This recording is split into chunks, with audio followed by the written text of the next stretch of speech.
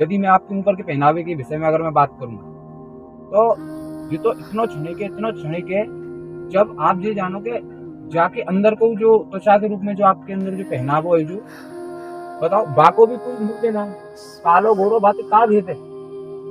तो यदि हम मात्र पहनावे देख के अगर हम क्या बात है हम सोचे कि अमुक संत है, अमुक महर्षि है, अमुक ब्रह्मर्षि है, अमुक योगी है, वास्तव में सच्चा योगी कौन है?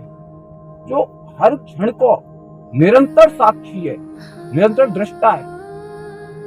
पिक्चर हॉल में लग रही है पिक्चर और वो बैठ के चुप देख रहे हो बस, कौन क्या कर रहा है, कौन कैसा अभिनय कर रहा है।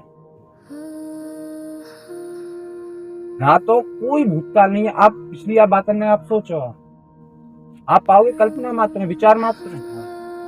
और आप भविष्य के बारे में, आप भविष्य को तत्क्षण निर्माण कर रहे हो। हमारा जे क्षण आगे के क्षण को निर्माण कर रहे हो। हम भविष्य दर्शन कर रहे हैं। भविष्य दर्शन कैसे होगा? भविष्य का तो दर्शन है ही ना सके, भविष्य का तो निर्माण है सके। और आपको जे क्षण भविष्य को निर्माण करेंगे तो जो एक जो सच्चा योगी है वो हर क्षण 24 घंटे निरंतर वो दृष्टा भाव में रहता है।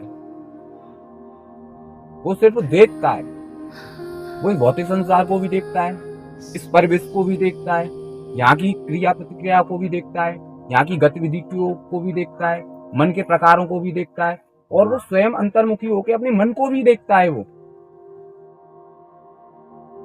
हर क्षण मन में हजारों विचार आ रहे हैं, हर क्षण आ रहे हैं, हर एक मिनट हर एक सेकंड विचार ही विचार, विचारन की आंधी आ रही है। वो उसको भी देखता है। और हर स्तर पे जब वो मन को साधता है तो वही प्रभु वो जो टॉर्च जो बाहर जो देख रही है, जो मन जो बहिर्मुखी है, अब बहिर्मुखी की जगह ऐसे आप समझो बाहर देख रहे हो का, जो उसी को एक योगी अंतर्मुखी कर देता है, अंदर की तरफ कर देता है, तो स्वयं को देखने लग जाता है, तो दृष्टा भाव में आ जाए। हम आप सब कर्ता भाव में, मैंने जी करो, मैंने जी करो, मैंने जी करो, मैंने जी करो, मैंने जी करो। न करो का जो करो या शरीर ने करो, मन ने करवायो। भाई मन के पास में शरीर तो अपना है। अब मन को क्या कार्य, मन अपनी तृप्ति के लिए इंद्रियों के माध्यम से तुष्ट होता है। बाजार में जा रहे हो, ललचा रहे हो, कौन ललचा रहा है? मन ललचा रहा है। प्रयोग कौन को कर रहा है? जीव को।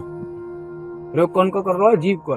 जबकि जीव को का क्षण मात्र को बाने आपने रसगुल्ला रखो अपनी जीभ पे, 1 सेकंड 2 सेकंड 4 सेकंड जब तक वो आपकी जीभ पे रहे हो, जब तक आपकी जीभ स्पर्श कर रही है तब तक वो आनंद ले रही है।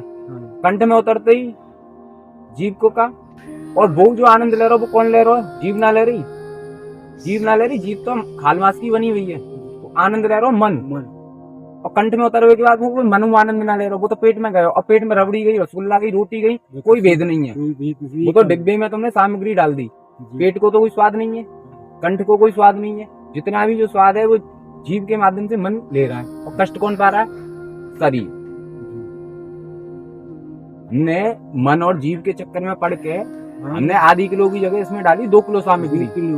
अब जो लीवर, किडनी, फेफड़े और जो तुम्हारा अंदर का जो सिस्टम है, जो मैकेनिज्म है, उसको कार्य करना पड़ रहा है कितना? 4 अब जब वो 4 वो कार्य कर रहा है तो आपसे मैं काम करवाऊं 8 की जगह 16 घंटा करवाऊं, 24 घंटा काम करवाऊं, आपकी आयु कितनी रहेगी? कम होगी। आदमी की आयु क्यों कम है रही है?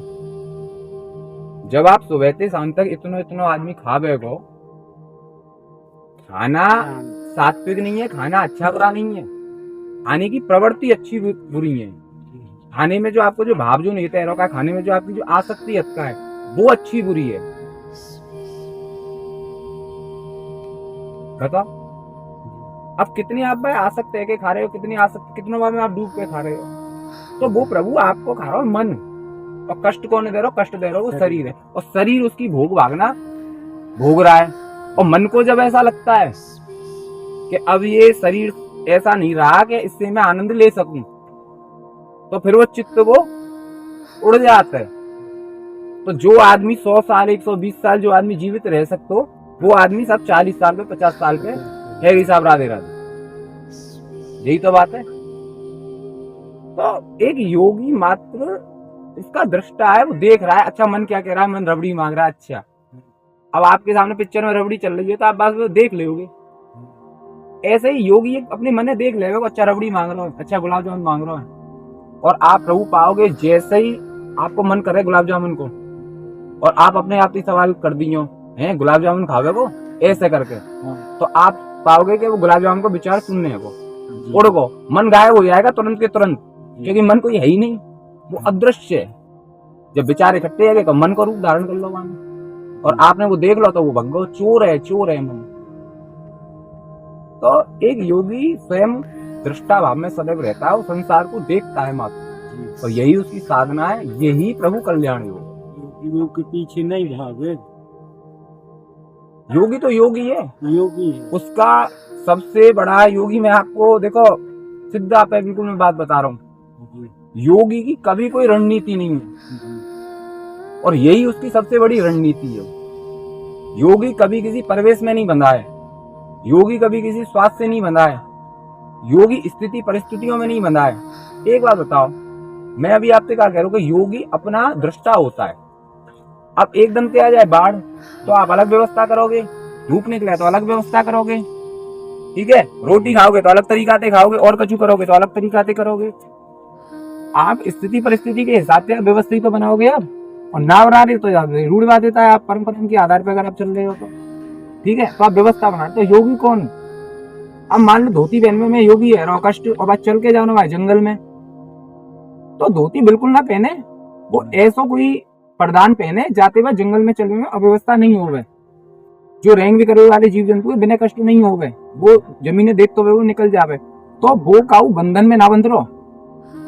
वो तो दृष्टा है, वो हर क्षण है अपनी आंखों से देख रहा है, और हर क्षण का वो निर्माण कर रहा है स्वयं। वो स्वयं अपने भविष्य का निर्माण कर रहा है। तो जो अपने भविष्य का स्वयं निर्माण व्यक्ति तभी कर सकता है जब वो दृष्टा भाव में वो रहे, और आप मन को आप देखने आप लग जाओ, और सात्विक भोजन करते हो, श्वसन पे थोड़ा सा काम करते हो, और आप अपने श्वसन तंत्र आप स्वयं आप देख भी लग जाओ। सांस जो चल रही का है, भीतर जा रही है अंदर जा रही है, भीतर बाहर श्वास प्रश्वास से देखो, अंदर ले रहे हो बाहर छोड़ रहे हो। आप जब आप ध्यान रखो, आप श्वास पे ध्यान रखो, और आप ध्यान रखोगे तो आप पाओगे कि नाभि के 4 आंगुल ऊपर को हिस्सा ऊपर नीचे है श्वसन तंत्र आपको। जब आप देखते जाओगे तो जो बहिर्मुखी जो मन है धीरे धीरे वो अनसक कह जाएगा, वो अंतर्मुखी रहेगा। और ये प्रारंभिक स्थिति है। और योगी के बारे में और गृहस्थ के बारे में और सन्यासी के बारे में तो इतना कहूँगा, देखो भगवान शंकर सबसे बड़ा योगी और सबसे बड़ा गृहस्थ। ऐसा कुछ नहीं है कि ये काम यही वही अमुक व्यक्ति कर सकता है, गृहस्थ में रहते हुए आप कर सकते हो। हाँ, इतना मैं जरूर कहूंगा कि यदि समाज में रहा जाए तो देखो ठाकुर जी की बड़ी बलवान माया है, तो सामाजिक प्रपंच से व्यक्ति मनुष्य नहीं बच सकता है। और ऐसा भी नहीं हो सकता है कि वो बंद कमरे में वो पहले, ऐसा तो एक योगी कभी निर्णय लेगा ही नहीं, क्योंकि योगी संकुचित नहीं है, योगी अनंत है, उसका भ्रमण अनंत है, उसकी प्रत्येक चीज अनंत है, कोई उस पर फुल स्टॉप नहीं है। तो इसलिए एक योगी को निरांत पसंद है। निरांत ऐसा ना जंगली हो, निरांत ऐसा जो सामाजिक परिवेश से दूर हो। निरांत मतलब जहाँ पे कोई ना आता हो, एकांत जी, एकांत निरांत एकांत एक ही बात जी। अब जैसे ये पहाड़ को टोरा है जी, मतलब यहाँ से बस्ती 10 किलोमीटर दूर है जी, एकांत है।